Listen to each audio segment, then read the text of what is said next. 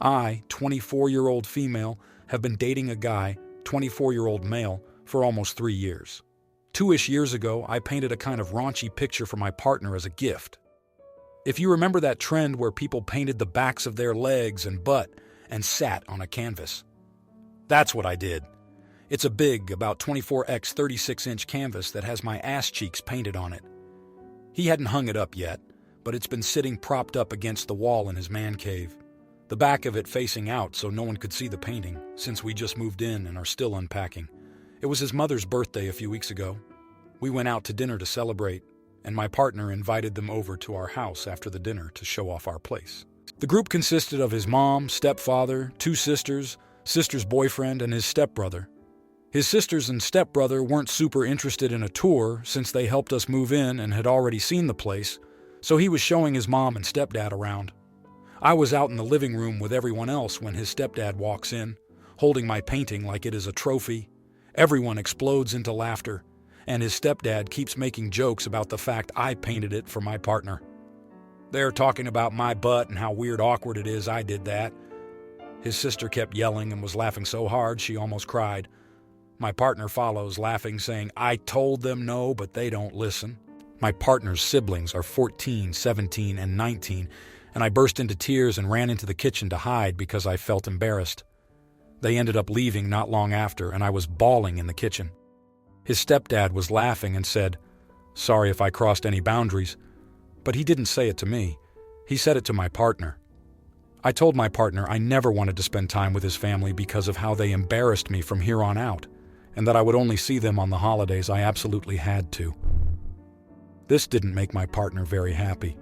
I think when he realized I was serious and not just accepting his stepfather's sorry, he began to get defensive. He was saying that people would have seen it anyway if it was hung up. And what? Was he supposed to take it down every time he had guests? When I tried to explain it wasn't about that, it just ended with him saying, "This can just be a wash." He says he can't change his family, and I know how they are. So I need to adjust to how they make me feel so I can handle them in the future. AITA for making that decision and sticking to it because of this incident. I understand it is his family, and he probably feels like I'm attacking them personally, but I just am embarrassed. Edit. Some clarifying info. He has never hung it up anywhere before moving into our house, because he said he didn't know what he was supposed to do with it. I know it was made for people to see, and I wouldn't have cared if they had seen it hanging up, but it was the way his family went about it that makes me feel so icky. Now, here are the comments. Comment 1. Not the idiot. Listen, maybe you didn't fully think it through when you made the painting, and I already see the "what did you expect" comments, but when you ran off crying, all the joking should have stopped. Your partner should have gotten you together. There should have been mumbled apologies, end of story. And my guess is, even if you had thought about it, you wouldn't have expected a gang up of people taunting you about it, as opposed to some snickers and such, with the painting on the wall. There is a big difference between you having the painting up and being like, "Oh yes, here is this ridiculous thing I did, we can all laugh," and it being found lying around and paraded out for group torment. You can absolutely own the, "well, you did make it to be displayed" part of this, and also still be upset that even when you ran away in tears, no one pulled it together to comfort you. To be like, "Sorry, too far?" Your partner had no reaction to his entire family making you cry? I'd be pissed too. Comment 2. Everyone sucks here. Making an extremely large painting of your butt cheeks is just setting up a situation for certain people to ridicule it. People find butt cheeks funny. It sounds like they probably took it too far and it was incredibly uncomfortable for you. However, I think your reaction of never wanting to see them except for holidays is a little bit much. While they definitely owe you an apology for embarrassing you so badly, your reaction puts your boyfriend in an awkward position that has the potential to seriously damage your relationship. Is this really the hill you want to die on? Comment 3. Everyone sucks here. Yeah, they were being jerks. But did you really expect to have a print of your bare ass on the wall and have *nobody* comment on it? Did you expect your boyfriend to think to say, "Oh no, that's just something funny I found online"? I'd tend to think that if my significant other did something like that and hung up the painting, they would expect hilarity to ensue at some point.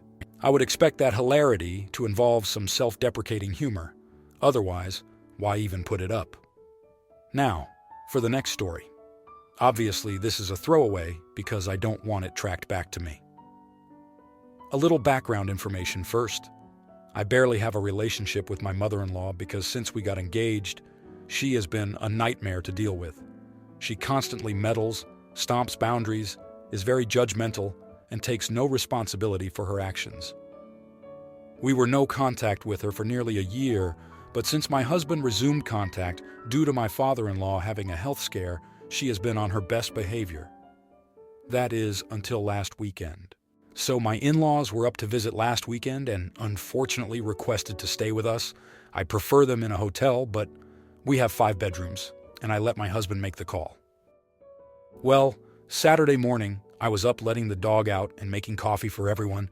When my mother-in-law comes walking out the guest room we put them in, I decided the one furthest away from our bedroom, with a towel in her hand, wearing pajamas. I asked her what she was up to, and she said, "I've been dying to take a bath in your tub since the first time we visited here." I was in utter shock, because first, no, and also the visit and her behavior. That visit is what resulted in our cutting contact. Then she went through our room snooping and found some adult stuff, which led to her freaking out and demanding my husband leave me, calling me some colorful names. I told her no one but my husband and I are allowed in our room or bathroom, and that the room she was staying in had its own bathroom or she could use one of the other bathrooms.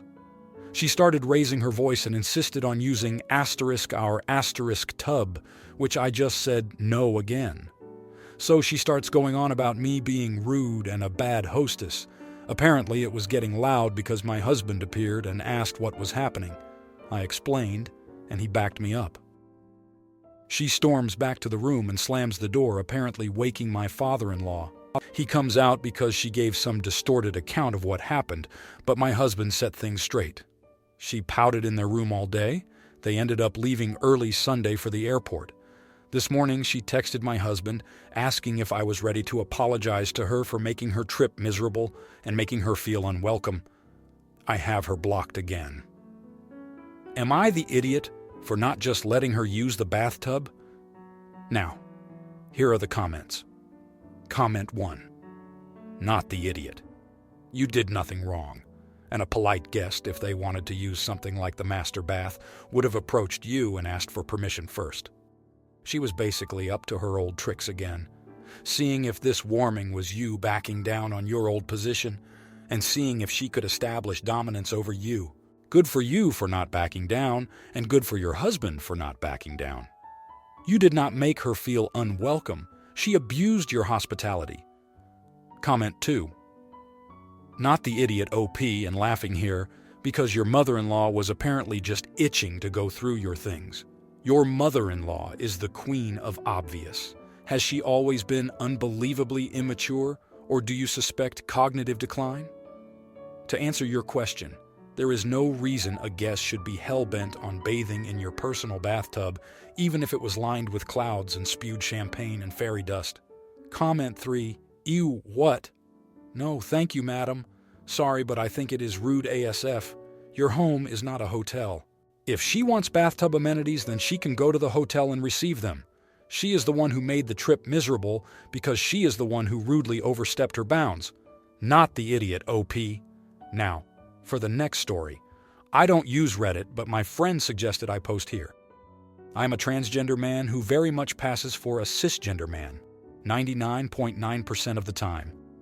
Almost a decade ago, I had a double mastectomy which gave me scars along my pec lines. They are very much healed but still visible. I go to a gym that allows men to exercise topless.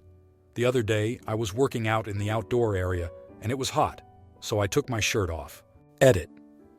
I should have included this in the first place, but to my knowledge, there is no rule against women being topless. But I have never seen a topless woman at this gym. Most wear sports bras. About 5 minutes in, a woman approached me and asked me to put my shirt back on.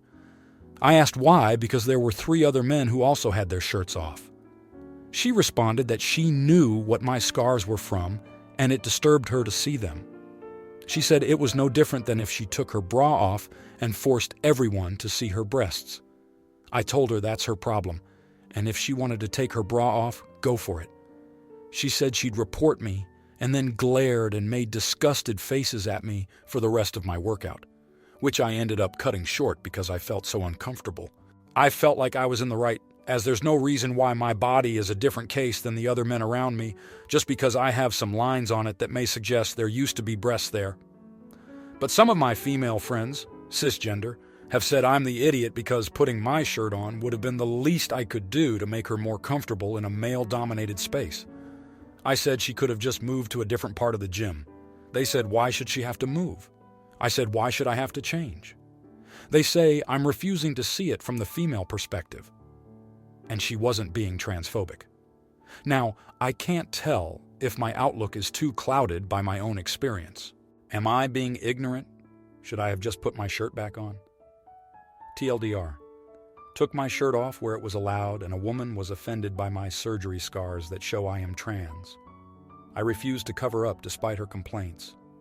Am I the idiot? Edit. Some additional information I perhaps should have included. 1. My scars are nearing 10 years old. They are not grotesque, overly discolored, or even all that noticeable in my opinion. I am regularly shirtless, outdoors in parks, /pools, /etc. And I haven't caught anyone staring in probably 5-ish years. I don't think I can post links, but if you Google image search Hansen Gobron out magazine, that's pretty similar to my scars. Mine are probably a bit more faded, and I have a little chest hair. 2. To the questions of why my gym allows people to be shirtless, this was in the weight area of a rock climbing gym. I don't know why, but shirts off seems to be a big climbing thing. Most women wear sports bras and no shirts, including the woman who confronted me. 3. I would never use a bench or machine, there's no machines anyway, shirtless. Gross. I was outside doing deadlifts. Now, here are the comments. Comment 1. Not the idiot reporter to the gym. She was 100,000% being transphobic. You are in a mixed gender gym, there's no female perspective that makes her request reasonable, and the fact that she said she knew what your scars were from and it disturbed her to see them really is ringing the transphobia alarm. What does her being a woman have to do with how rude it is to ask anyone to cover up their scarring? Imagine if you were just a CIS guy who'd had breast cancer and she'd done the same thing. Then, report her to the gym. Comment 2. Not the idiot. Of course she was being transphobic. She specifically spoke to you and not to the other men who were also exercising shirtless, and made a direct analogy to her taking her own top off and exposing her breasts. This was absolutely about the fact that she saw a trans man existing and didn't like it, not about feeling safe in a male-dominated space. If she doesn't like seeing your surgery scars, then she can very simply stop looking at them. Comment 3. Not the idiot. I don't understand why your friends are saying she wasn't being transphobic when she literally told you her reason for wanting you to wear a shirt was because of your scars, and that there were other shirtless men in the area that, based on what's written here, she did not ask to put their shirts on. You had every right to be working out there shirtless. Her discomfort in that situation is not your problem. Now, for the next story. I am a 30-year-old female. I am raising my 2 kids, a 7-year-old girl and a 4-year-old boy. I have a younger sister named Megan who is 28 years old. Megan has a 5-year-old daughter named Ava. My daughter Ruby recently turned 7, and she wanted to have a laser tag party for her birthday. I planned a party for her at the nearest laser tag center, and I allowed her to invite 2 of her friends from school. The party includes several games of laser tag and a pizza dinner for the kids afterward. Both of Ruby's friends are vegetarians, but luckily the laser tag place has plain cheese pizza that they can eat. I also invited a few family members, including Megan and her daughter. However, Megan declined the invitation because she said Ava will not eat pizza and will feel left out. For some context, Ava has been a picky eater for a while. I'm not sure if this is due to neurodivergence or not because my sister has never taken her to see a pediatrician about it. We live in a country with free healthcare, so cost is not an issue. Megan just gives in to her and plays restaurant with her all the time, without ever encouraging her to try new foods. According to Megan, the only things Ava will eat are chicken nuggets, plain cheese sandwiches, mashed potatoes, and waffles.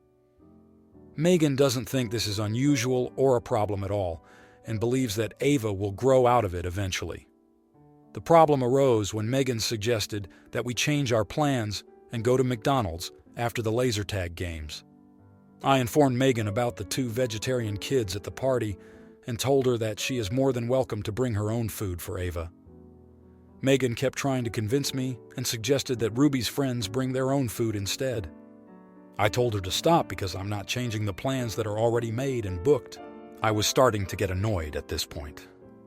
Megan snapped at me and said that the girls are choosing to be vegetarians, but her daughter isn't choosing to be a picky eater and that I should prioritize my niece. I told her that it's not about priorities, but I simply don't want to change the plans. I also told Megan that she needs to address her daughter's eating habits because they are clearly out of control. My sister said that I was being rude and that I have no right to comment on her parenting since Ava is not my child and I have no say in the matter. She told me that if I have a problem with that, I can go screw myself. As a result, Megan did not attend the party and now my parents are intervening. They say that they understand why I said what I said, but they also believe that it's not my business and that I should have just stuck to saying I'm not changing the plans. They think I should apologize to Megan for my comment. Am I the idiot? Comments. 1. Not the idiot.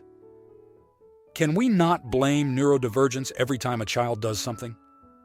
Your sister is the problem because she enables the picky eating. If Ava went to the party and didn't eat, she wouldn't starve by missing one meal. Maybe she would try new foods if she saw the other kids eating without her mom making sure she has exactly what she wants. I had a friend who made 4 different dinners each night for her family. When my kids came over, they simply ate what we served. No arm twisting involved. It's not rocket science. You make a dinner for everyone with the expectation that this is what we will all eat. Obviously, avoid foods the child hates, but offer a balanced meal. That being said, the bigger issue is, if there is a possibility that your niece is neurodivergent, then why isn't your sister taking any action? 2. Not the idiot. Both of my kids are profoundly autistic and had bizarre eating habits. I still introduce new food items to them at every meal, and I didn't cater to their desire for just chicken nuggets. They're now in their late 20s and they eat anything. Pointing out to your sister that not even attempting to introduce new foods to her child is lazy isn't being an idiot, in my opinion. It's strange that she wants people to change plans based on a 5-year-old's eating habits. 3. Not the idiot. Your niece doesn't need to be a higher priority than the other friends at the party. You offered a compromise by allowing Megan to bring her own food for Ava. My own child is a picky eater too, and I understand the frustration. I don't expect people to change the whole menu just so my child can eat something. You didn't comment on Ava's eating habits until the issue was repeatedly pushed. If you liked this video, you'll probably like these too. Also, while you're here, please consider subscribing. It's your support that keeps this channel alive and allows me to make better and longer videos. Have a great day!